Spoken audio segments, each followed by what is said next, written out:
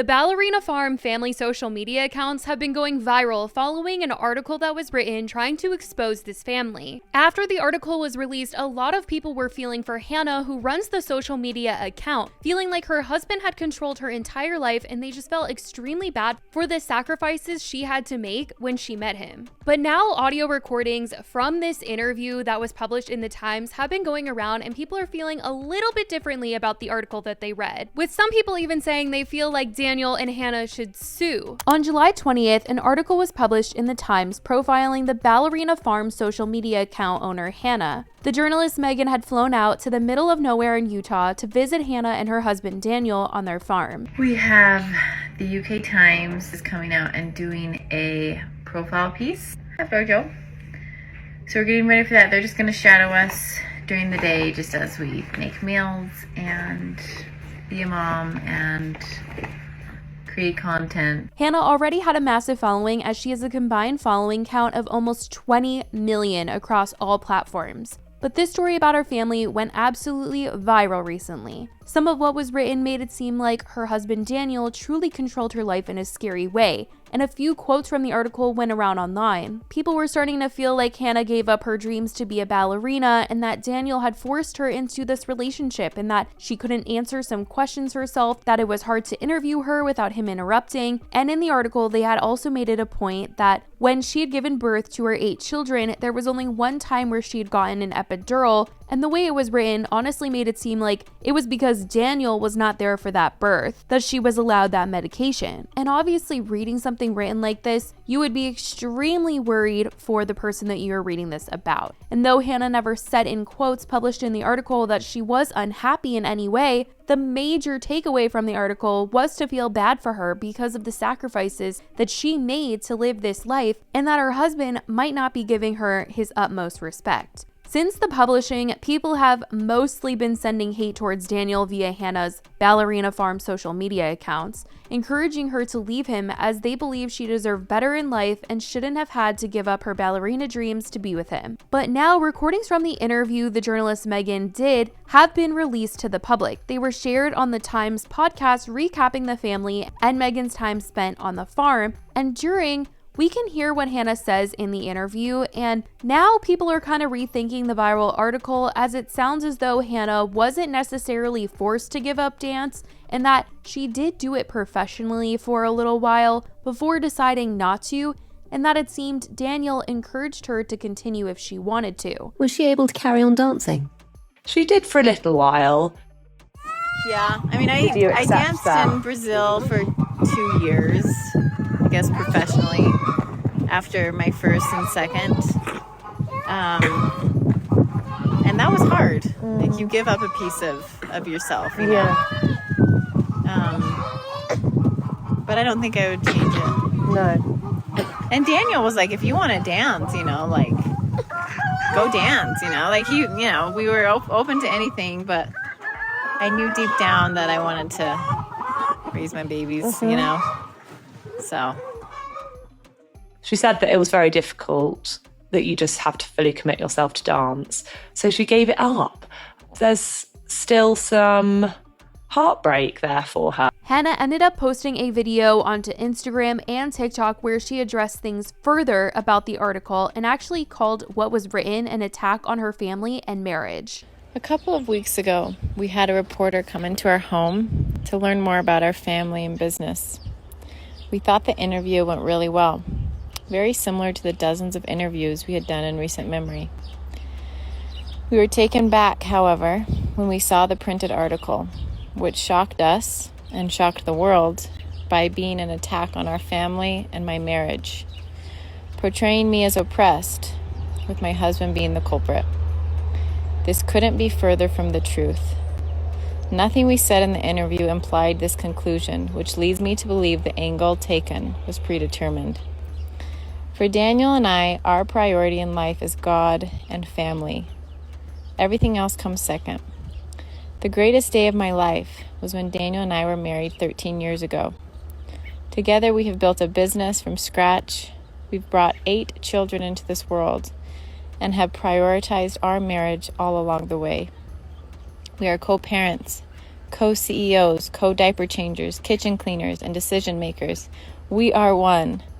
And I love him more today than I did 13 years ago. We have many dreams still to accomplish. We aren't done having babies. We are excited for our new farm store to open, and I can't wait to see what the future holds for the rest of it. But for now, I'm doing what I love most, being a mother, wife, a businesswoman, a farmer, a lover of... Hannah later wanted to tell her own version of how Ballerina Farm came to be, writing on Instagram saying, "Every day I share a glimpse into our rural farm and family life here in the mountains of northern Utah. I wear many hats: mom, wife, cook, business owner, content creator, lover of God, and all things butter." For longtime followers and those just joining the journey, I want to take the opportunity to tell you our story in my own words. My time before marriage, before kids, before I even dreamt of creating Ballerina Farm.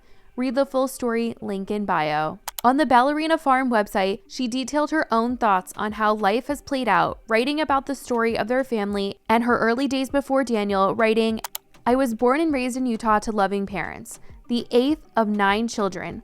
Our household was always bustling. My parents worked together running a small flower shop. My dad was the florist and the creative mind, while my mom ran the books and sales. My dad would give the flowers away if he could, so it was up to my mom to make sure we turned a profit. Cash was tight, entrepreneurial spirit was thick, and we worked hard to make ends meet. Looking back now, I realized I was raised in a small business training incubator, a frontline view of how business works. With the flower shop being in retail, I learned all about the seasonalities of cash flow, the importance of a good customer experience, and the value of great employees. Dad was constantly changing up our product offering to boost sales and attract new customers.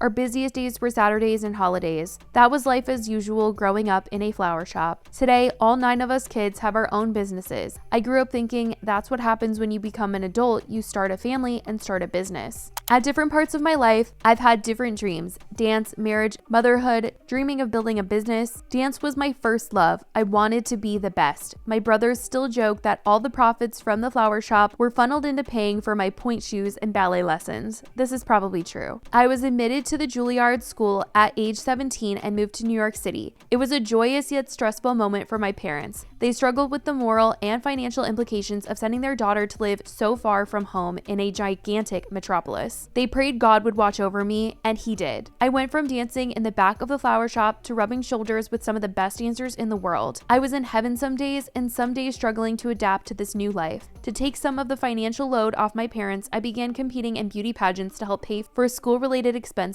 The summer before my senior year at Juilliard, I met Daniel and fell in love. They say, once you know, and I was sure I'd met the love of my life. We dated only a couple of months before getting married. It was the best decision I ever made. I had left school for summer break, single and dance focused. When I came back to school in the fall, I was married and thinking about a different future. My family, Daniel and I sacrificed a lot in those first years of marriage, dedicating ourselves to one another.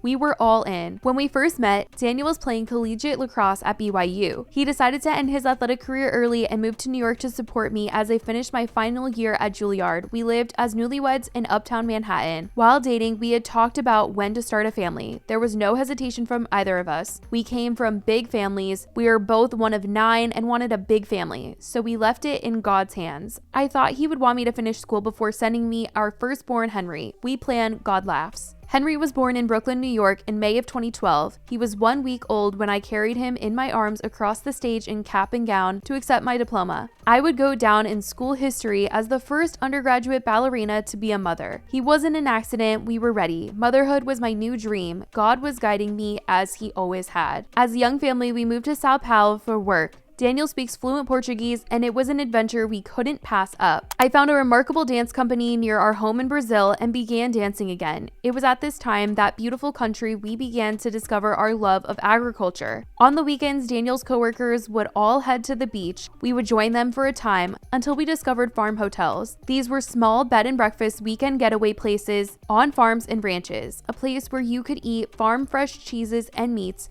learn about animals, watch chores being done, etc. We were hooked. It wasn't long before we started smuggling home farm animals in the trunk of our little car back to our home in the suburbs of Sao Paulo. Before long, we had accumulated a small farm's worth of critters, and we worried the HOA would come knocking. We had been in Brazil for 4 years. We were ready to head home to the States. We learned wonderful things in those years. I learned to speak Portuguese and to this day love cooking Brazilian food. We moved back to Utah and began hunting for a small farm to buy. A few months later, we found it, and shortly thereafter bought our first pigs, and I started the Instagram account. What should I call it? I asked my older brother, also a small business owner. Ballerina Farm, of course, he said casually. I don't know any ballerinas that are farming. Kind of unique, he said. So that's what we did. We called it Ballerina Farm, and we started chasing after our new list of dreams. The channel is an expression of my real life.